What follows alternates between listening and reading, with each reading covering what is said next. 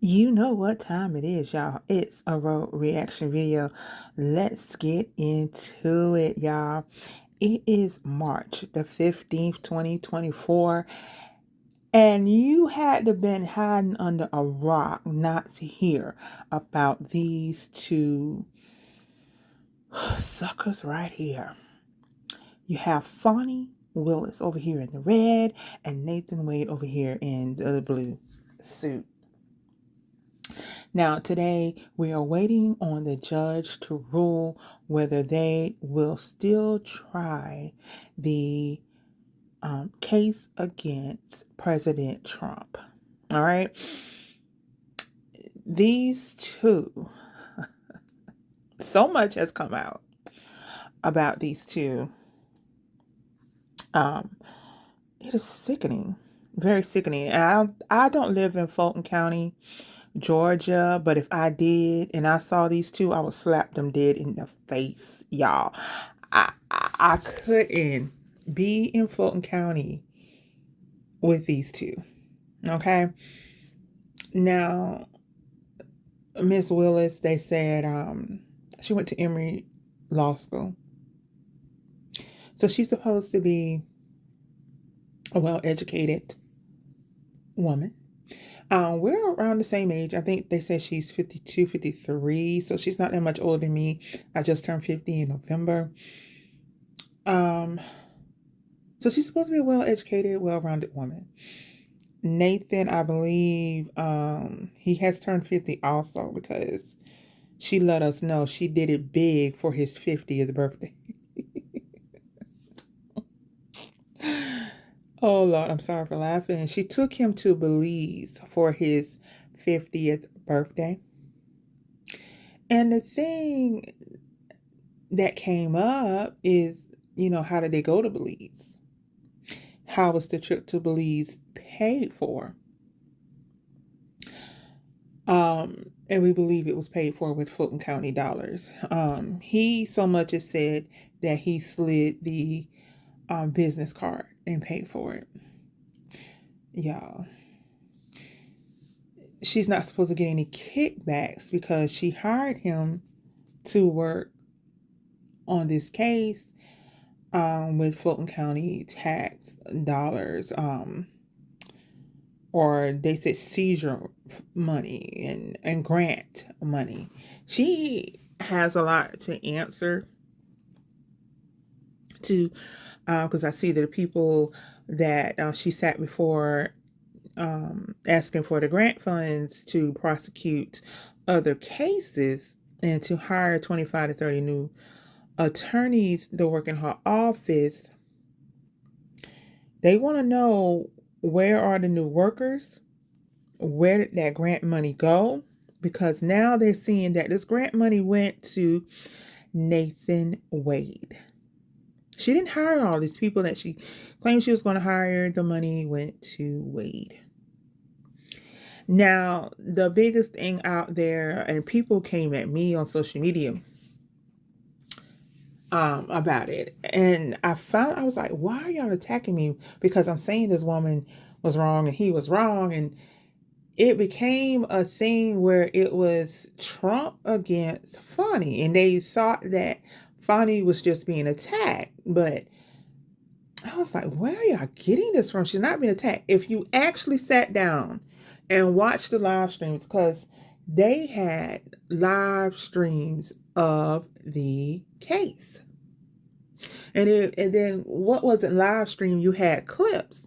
If you actually sat down and listened and paid attention, y'all would see there was no attacks. They actually asked the question was, and the main question was, when did the two of you start dating?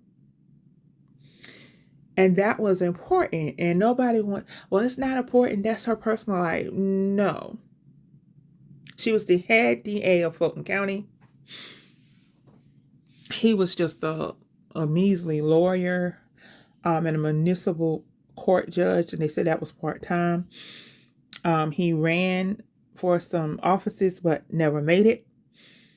He was looking for a come-up. He met Fonnie at a conference and was rising up. I'm sorry. And he just kept climbing and climbing the ladder. But not only did he use Fani, he used a DA over in Cobb County, where he was making $550 an hour on some cases, and he never gave them the documents that they needed because he said all the investigations and documents were in his head. Y'all, you can't make this stuff up. You really can't. I will do a video showing you guys the clips. I wanted to do this one. I got behind this week working to show you guys the craziness that has ensued from this case. Nathan is still married because his divorce is not final. So he is still a married man. I had women on Facebook arguing with me, well, him and his wife have been separated since 2015.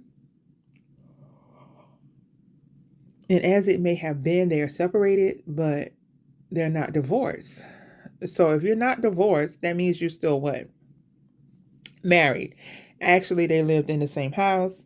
They were trying to raise their children. They raised them, got the youngest child in college, and this is when he proceeded to file for divorce.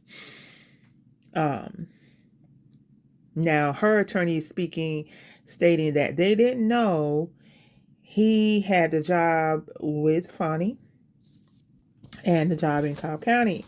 He filed paperwork stating that he only had $2,000 in his bank account. Basically, he's telling them he had no money. We've learned that he was making $14,000 a month. Okay?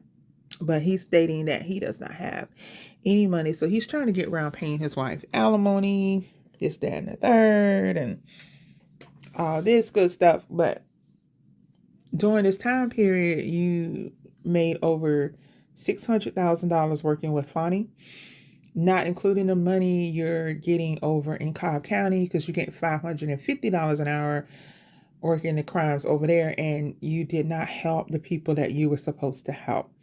So right now, these two are looking at perjury charges because they sat on the stand and lied. One, they lied about when their relationship started. It started before he took the case, not after. They're looking at a whole bunch of ethics charges, and they already started with the ethics. Congress has now subpoenaed records from Fani. They had one of the attorneys from the trial come in and already started testifying against Fani. You have other people standing in line stating that both of them lied. They're waiting to tell their truths. And let's not include his best friend. I'm going to do a video on him later. But today, we're waiting on Judge McAfee to make a ruling. He's already come out and stated that he's dropping 6 of the charges that she had against President Trump. Especially about the phone call. And I'm so glad he dropped that one. And I'm going to tell everybody this. Everybody's screaming and hollering, oh, he was on the phone saying find the votes. Y'all need to stop. I want you to really just stop. And I want you to breathe. And I want you to think. That president knew his phone calls were being recorded. So why would he get on a recorded line and tell this man, find me these votes? None of that made sense. Okay? Y'all are not sitting down and thinking rationally, and that's what I need y'all to do. But none of this would have happened. None of this would have been exposed if Fulton County had done election night right. That's another thing I stated. Election night in Fulton County did not go right. Election night didn't go right in a lot of areas, in a lot of states and cities. Not only that, these absentee ballots. There are videos out there of absentee ballots being thrown in ditches, but that's a whole nother video, right? Y'all, if election night would have went right, we would not be here with this current trial. The judge is like, why did you went with Rico? And that's another thing she can't prove. I don't. Rico, usually you hear Rico, you're thinking about mobsters or drug dealers. And President Trump is not a mobster. He is not a drug dealer. I'm like, what is people hearing? And I keep hearing people call him orange and this. So are they out here flashing orange man bad, orange man bad, orange man bad? That's all y'all other people are hearing. If you really actually sat down and listened to President Trump, you would know that he actually loves this country and he has been fighting for the people. And he's actually told you, you know, they're coming for me because they want you, and I won't let them get you. Okay? And trust me, I started out, I was not a Trump fan either. I wasn't a Bush fan. I wasn't a fan of nobody, especially when I started finding out some things about the government, period. I'll put it like this. I'm not a fan of anyone. I'm a truther. I want the truth. There was some things broken down to me. I remember my cousin, she's an attorney, and she asked me, she said, aren't you a Christian? And at that time I was. And I'm like, yeah. She was like, well, why are you saying you're a Democrat? I said, my parents are Democrats. They taught me to be a Democrat. And you're a Democrat for Black people. And she was like, no, you do know Democrats believe in abortion.